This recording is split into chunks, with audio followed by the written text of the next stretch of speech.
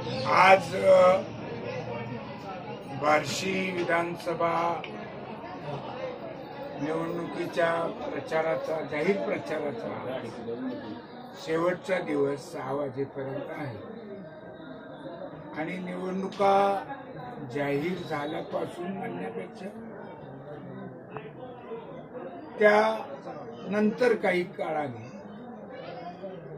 आम्ही सर्वच जण या ठिकाणी उपस्थित आहेत. आमचे सहकारी अमोल भोंकर, निरंजन भोंकर, मात्याप्पा गिरंगे, अरुण भाऊ सावंत, नंदूभाऊ पांढरमिशे वस्ताद, मनीष वाघमारे आदी सर्वजण आम्ही वैराग भाग असो, उत्तर बार्शी असो, या सगळ्या ठिकाणी सर्वच सहकारी वेगवेगळे टीमनं फिरत होते आणि त्यामुळे एक जनतेमध्ये सर्वसामान्य माणसांमध्ये एक साधारण सगळीकडचा जनतेचा प्रतिसाद पाहिला. एक गोष्ट प्रकर्षाने जाणवली की लोकांमध्ये महायुती सरकार जे महाराष्ट्रातलं आहे त्याच्याबद्दल नाराजी मोठ्या प्रमाणात दिसून आली. म्हणजे निवडणुकीच्या तोंडावर लोकप्रिय घोषणा, योजना आणि निर्णयाचा पाऊस पाडल्याचा काही परिणाम लोकांमध्ये अजिबात जाणवला नाही. आणि त्यातही बार्शीतल्या स्थानिक नेतृत्वाची जी बद्दलची त्यांच्या वागण्याच्या बद्दल, बोलण्याबद्दल त्यांनी या 2.5 वर्षात केलेल्या वर्तणुकीचा राग लोकांच्या मनामध्ये आहे तो पण प्रकर्षाने जाणवला. माझा असा एक नाव, आता ही माझी 9वी इलेक्शन आहे. मला असं जाणवलं जसं 1985 त्याच्यानंतर 2009 या 2 निवडणुकीत 1985, 1990, 2009 आणि हे 2024 तर त्या 3 इलेक्शन मध्ये जसं उत्स्फूर्त प्रतिसाद होता त्यापेक्षाही थोडं काकणभर जास्त उत्स्फूर्त प्रतिसाद मला या निवडणुकीमध्ये माझ्या पाठीशी असलेला जाणवला. हा एक सर्वसाधारण प्रचारातला भाग होता. या निवडणूक प्रचारामध्ये अनेकांनी मला खूप सहकार्य केले. म्हणजे प्रत्येक जण माझा सहकारी हा कुठल्याही गाडी घोडं याची वाट न पाहता स्वतःच्या मित्राच्या त्या वाहनानं माझा प्रचार करत होते. पदयात्रा कुणी बोलवण्याची वाट न पाहता एकत्र येत होते. आणि विशेष म्हणजे महाविकास आघाडीतले जे 3 पक्ष राष्ट्रवादी आहे, पवारसाहेब, काँग्रेस आहे आणि उद्धव साहेबांची शिवसेना, तिन्ही पक्षातल्या सहकारी, ज्येष्ठ सहकारी, तरुण सहकारी, मित्र सगळ्यांनी, कार्यकर्त्यांनी मनापासून जसं काय आपण स्वतःच निवडणुकीचे उमेदवार आहोत अशा पद्धतीनं घटक पक्षातल्या सगळ्या सहकारी मान पान सगळं बाजूला ठेवून झोकून देऊन या निवडणुकीमध्ये माझा प्रचार केला. त्यांच्याबद्दल कृतज्ञता व्यक्त करणं हे माझं आद्य कर्तव्य आहे आणि मी ती व्यक्त करतो. आणि ही निवडणूक आम्ही विकासाच्या मुद्द्यावर लढवलो. न झालेला विकास आमचे विरोधक सांगत होते आणि आम्ही आतापर्यंत आमच्या कारकिर्दीत केलेली काम आणि पुढचा महाविकास आघाडीचा अजेंडा हा लोकांसमोर ठेवत आणि विरोधक मात्र कुठलंही ठळक काम न दाखवता रेग्युलर जो निधी असतो केंद्र सरकारचा 15वा वित्त आहे किंवा जिल्हा नियोजन मंडळातले मागासवर्गीयांसाठी जो गाभा क्षेत्रातला निधी असतो तो स्वतः आणला म्हणून दाखवत होते. तर तो नसलेला विकास विरुद्ध केलेला आणि होणारा विकास या मुद्द्यावर आम्ही निवडणूक ही लढवलेली आहे. मला खात्री आहे की लोक याला चांगला प्रतिसाद आमच्या सगळ्यांच्या प्रचाराला देतीलच आणि एक शांततामय मार्गाने आणि शाश्वत विकास या पद्धतीनं पायाभूत सुविधा होणं ही या तालुक्याची खूप मोठी गरज आहे आणि ती बघावण्याचा प्रयत्न पुढच्या काळात मी आणि माझे सहकारी निश्चितपणे करू. माझ्या या निमित्तानं बार्शी तालुक्यातील मतदार बंधू भगिनींना एक विनंती वजा आव्हान आहे की कशाचीही भीती कामा न बाळगता कुणाची बोलवण्याची वाट न पाहता आपण हे मतदानाचं पवित्र कर्तव्य मतदान केंद्रावर जाऊन करावं आणि माझी खून आहे मशाल 1 नंबरची जी मशीन आहे त्याच्यावर वरून 2 नंबरचं माझं नाव आहे, फोटो आहे आणि त्याच्या पुढे मशालीचं चिन्ह आहे. ते चिन्ह दाबून तुम्ही सर्वजण मला तुमची सेवा करण्यासाठी विधानसभेत पाठवण्यासाठी मशाली पुढचं बटन दाबून मला विजयी कराल अशी विनंती आणि अपेक्षा करतो आणि माझे 2 शब्द संपवतो. जय हिंद, जय महाराष्ट्र. एक मिनिट. हा हॅलो. अशा नंतर पुन्हा प्रचार चालू तो कसा असेल काय असेल पण तो प्रचार जो ज्ञात नाही अशा प्रचारात ह्याला आयुष्याला असं वाटतं का तुम्हाला? म्हणजे बार्शी तालुक्याची जनता आता लोकसभेचा जर अनुभव घेतला तर माणसं तो जो शेवटच्या रात्रीचा प्रचार आहे तिने कुणी काही केलं तरी त्यांचं आधी ठरलेलं असतं की कुठं मत द्यायचं. त्याच्यामुळं हा लोकसभेचा अनुभव पाहता तर आता राजकीय दृष्ट्या लोक जागृत झालेत असं माझं म्हणजे मी पहिलीच निवडणूक पाहिली की कुणाला झटका द्यायचाही ठरवलेलं असतं. तुम्ही काही तुपात गोळा, साखरेत गोळा, पाकात गोळा त्यांचं ठरलेलं. जे फोडाफोडीचं राजकारण राज्यस्तरावर झालं मग महाविकास आघाडी महायुती निर्माण झाल्या त्या प्रमाणात काहीसा भाग बार्शी तालुक्यात देखील आला. गावोगावी फोडाफोडीचं राजकारण झालंय. इकडचे सरपंच तिकडे गेले, तिकडचे काही असे झाले. 2.5 वर्षाच्या 2.5 वर्षाच्या झाले. त्याचा काहीसा परिणाम दोघांच्यावरती होईल का? कसं आहे काहीच होणार नाही असं म्हणणं चुकीचं. थोडाफार तर एकमेकाला चिमटा ओळख तर असतच की. त्यातल्या तुम्हाला फायदा का तोटा? आता ही काय असा अंदाज कसं का मी म्हणणार फायदा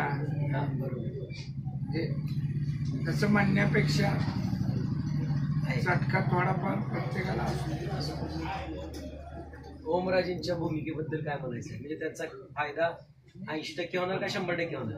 ओमराजेंच्या भूमिका आणि ओमराजेची प्रचाराची जी काय म्हणायचं भरारी होती ती आम्हाला सगळ्यांना सिंहाचा वाटा ठरणारी.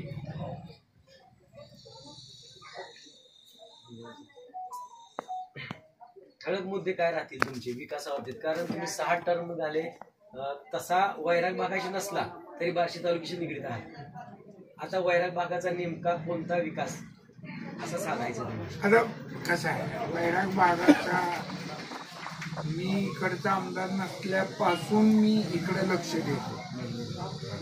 त्यावेळेस स्वर्गीय कुंकर अण्णा होते, इव्हन नाना होते, आणि आमचं राजकीय भांडाभांडी जरी झाली तर वैयक्तिक संबंध आमचे कधी कुणाशी बिघडलेले नव्हते. त्यामुळं मोकळ्या मनाने ते मला प्रतिनिधी समजून आपलाच प्रतिनिधी आहे म्हणून कामही सांगतो. त्यामुळे असा काही दुजा भाव केला नाही. आणि आताची मागणी आणि 20 वर्षापूर्वीची 30 वर्षापूर्वीची ती मागणी याच्यात आता खूप फरक पडला. आता मुख्य मागणी म्हणजे तालुका होणं हीच, आणि ते गरजेचं पण आहे. कारण तुम्ही अपर तहसील सगळीकडे केले. निरंजन बुंकरांनी अपर तहसीलचे प्रयत्न शेवटपर्यंत केले, थोडं शेवटच्या टप्प्यात आलं ते राहून गेलं. ग्रामीण रुग्णालय लास्ट टप्प्यात आहे, मंजुरी आहे, फक्त ते जागेचा जो प्रॉब्लेम आहे ते सुद्धा दाखवले गेले. ते जर आपले अमरराजेंना आमचं जास्त माहिती त्यातली. त्यामुळे हे सगळं आहे, म्हणजे ते आहे. त्याच्यानंतर कारखानदारी वाढायला आपला तालुका हा कृषी उद्योग पूरक आहे. हा कृषी पूरक उद्योग हाय. आपण पडतो मेन हायवे पासून तसे आत पडतो, ते जसं सोलापूर पुणे पुढे हैदराबाद. त्यामुळं तुम्ही बघितलं असेल की टेंभुर्णीची MIDC ही हायवेला असल्यामुळे बार्शी MIDCच्या पेक्षा लवकर भरली. कारण येणारा उद्योजक जो आहे तो तीही व्यवस्था आणि जवळीक मोठ्या बाजारपेठी हा एक भाग. त्यामुळं जास्तीत जास्त स्थानिक माणसांनीच उद्योग उभारले हे त्या भागाच्या दृष्टीनं पण उपयोग. वैराग बाजारपेठेला पुन्हा वैभव प्राप्त होण्यासाठी लोकप्रतिनिधी कुठंतरी कमी पडले असं वाटते का? लोकप्रतिनिधी कमी पडले नाही.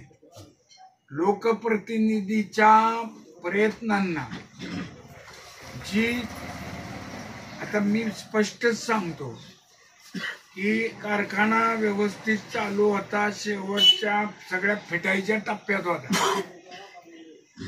तुम्हाला तर माहिती, विलासरावजी देशमुख आणि पवारसाहेब मीटिंग मध्ये आम्ही ते नसलेला कायदा दाखवला होता की मुदला एवढंच व्याज घ्यायचं.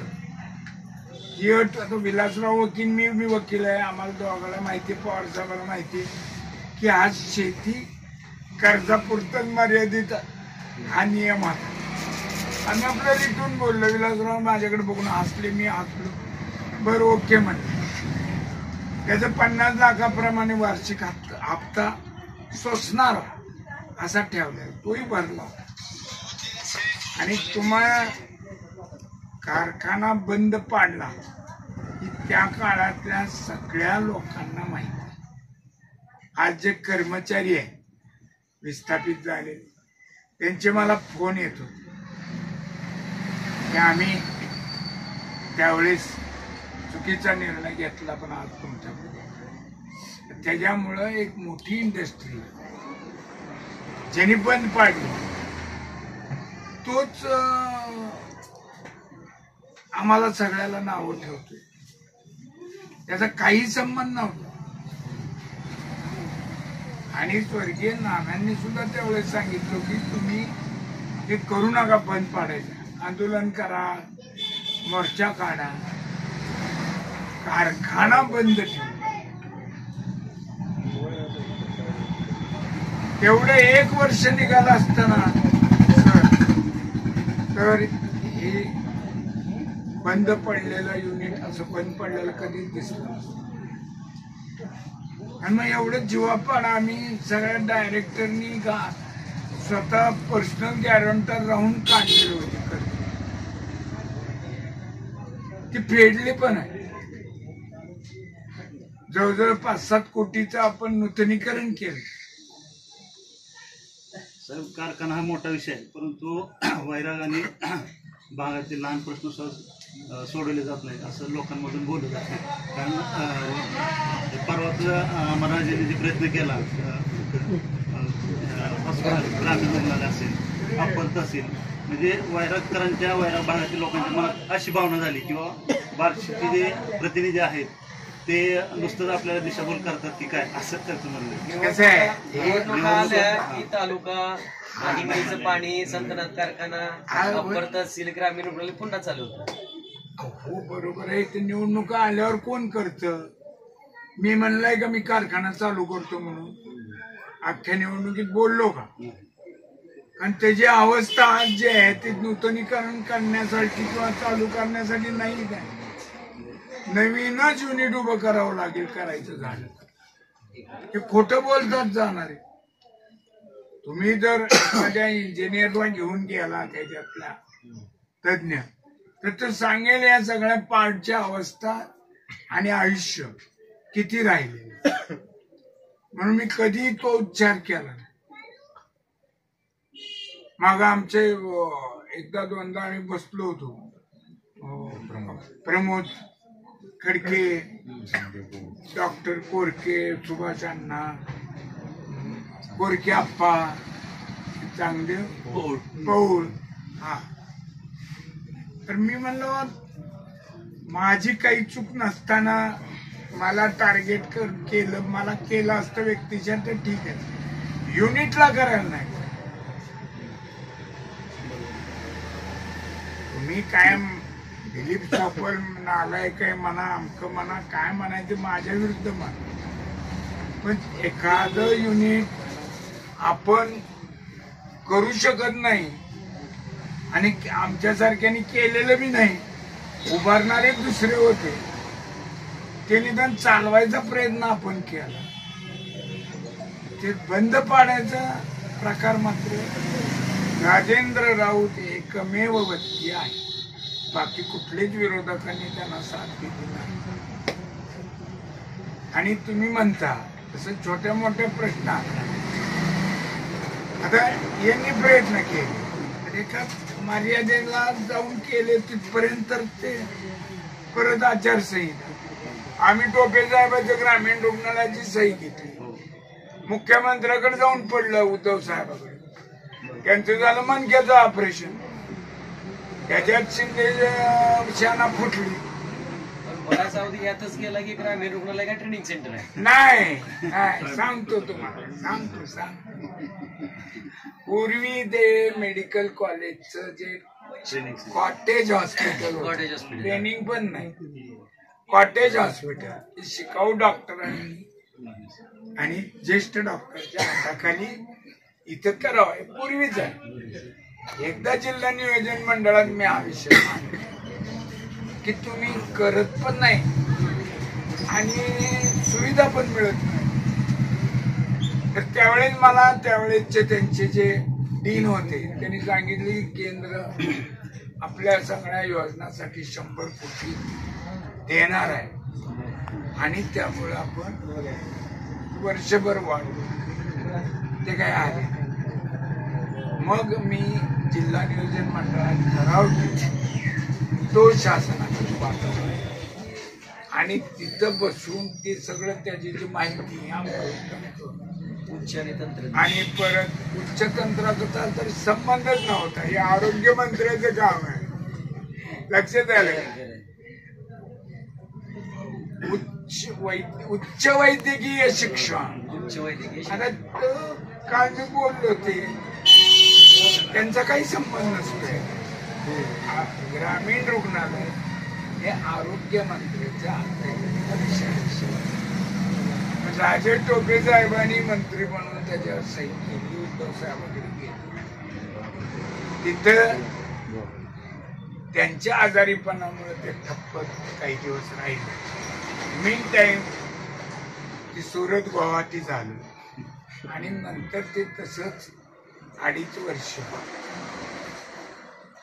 मी मुंबईलाच जायचं सोडून द्यायचं, कारण कुणाचा पायपोस कुणाच्या पायात नव्हता तिथे, त्यामुळे ते राहिलं. आता ते आणि त्याच्या जागेपर्यंत आलंय सगळं, जागेचे उतारे गेले, त्यांनी पाठवले ना पण.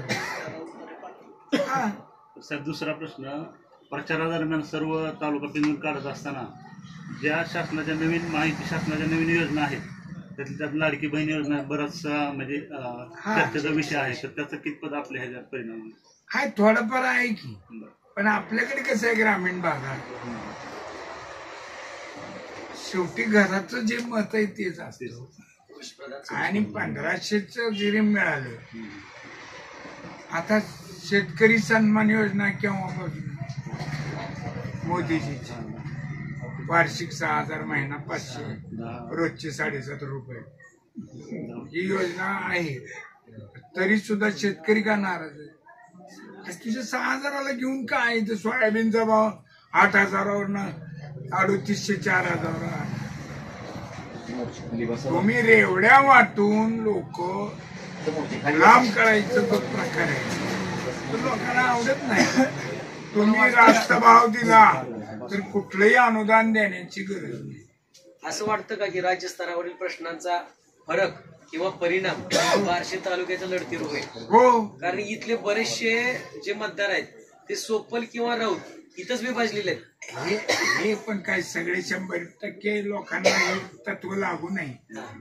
असं काय ती म्हणणार कोण हे दोघं घेणं देणं असं पण काही आहे. राऊतांच्याकडे नाराज झाले की सोपलांच्याकडे, सोपलांच्या नाराज ते कोण असतं? ते कोण असतात? ती काय जनता नसते, जनता नाही, ते पुढाऱ्यांचे पुढारी असतात.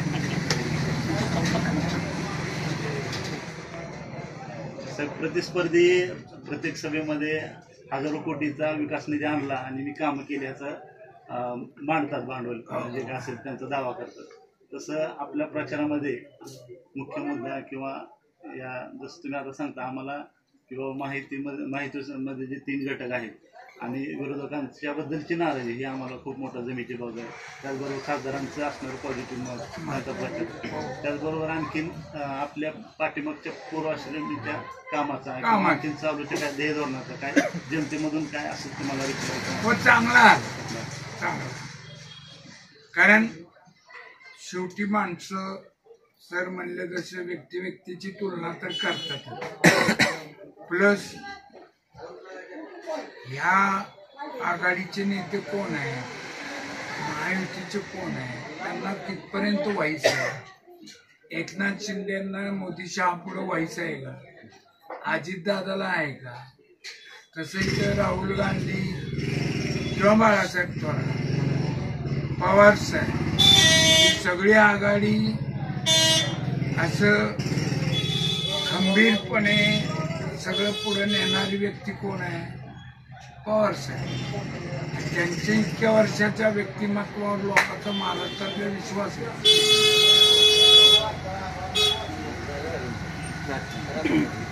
चालू आहे तुझं?